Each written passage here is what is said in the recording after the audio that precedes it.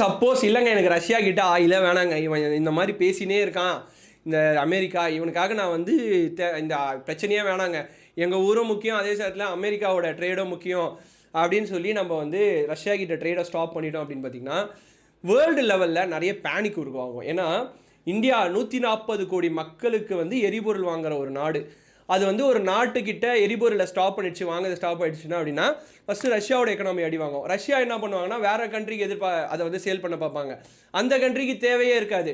So அங்கேருந்து வேறு கண்ட்ரிக்கு அப்படியே பார்த்து ஆல்ரெடி நிறைய ஆயில்ஸ் வந்து வேறு ஊர்லலாம் நிறைய இருக்கும்போது ஆல்ரெடி அதுக்கான ட்ரேட்ஸ்லாம் நடந்துகிட்ருக்கோம்.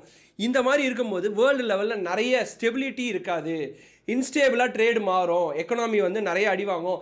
இதில் இந்தியா பெரிய லெவலில் அடி வாங்காது.